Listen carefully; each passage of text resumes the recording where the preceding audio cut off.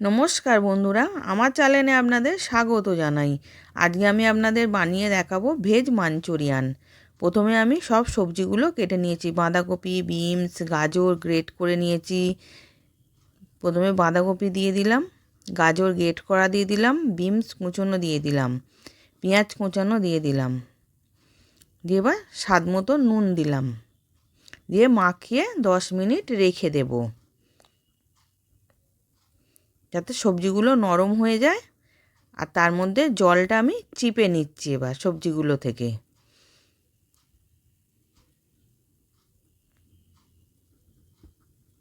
এবার সব সবজিগুলোকে ভালো করে চিপে জলটা বার করে জলটাকে ফেলে দিলাম। দেওয়ার পর ওই বাটির মধ্যেই আবার সবজিগুলোকে ঢেলে দিচ্ছি। দিয়ে এবার কাঁচা লঙ্কা, পেঁয়াজ পাতা, আদা কুচি, রসুন কুচি, 2 চামচ ময়দা, 3 চামচ কর্নফ্লাওয়ার, গোলমরিচ গুঁড়ো দিয়ে ভালো করে মেখে নেব।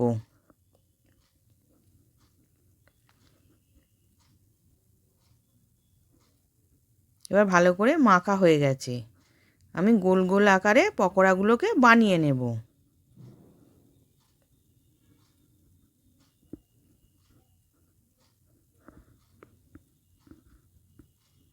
এবার সবগুলোকে বানিয়ে নিচ্ছি। এবার বানানো হয়ে গেছে। ওইদিকে কড়ার মধ্যে তেল গরম করতে দিয়েছিলাম। তেলটা গরম হয়ে গেছে, ভেজ পকোড়াগুলোকে দিয়ে দিলাম, দিয়ে উল্টে পাল্টে ভেজে নেব। কম আঁচে কড়া কড়া করে আমি ভেজে নেব।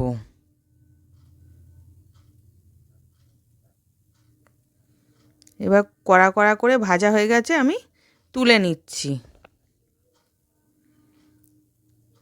এবার আমি একটা সস বানাবো।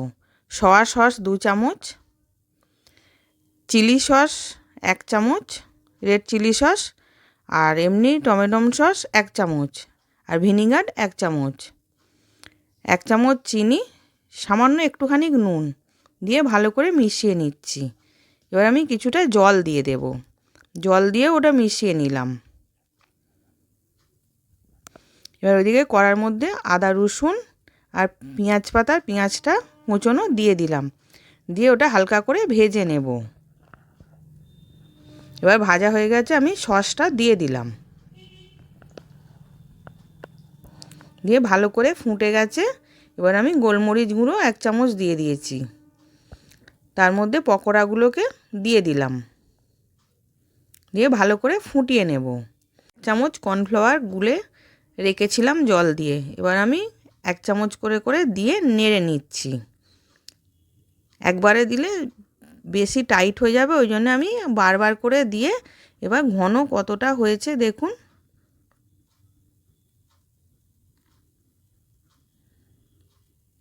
এবার ভালো করে ফুটে ঘন হয়ে গেছে।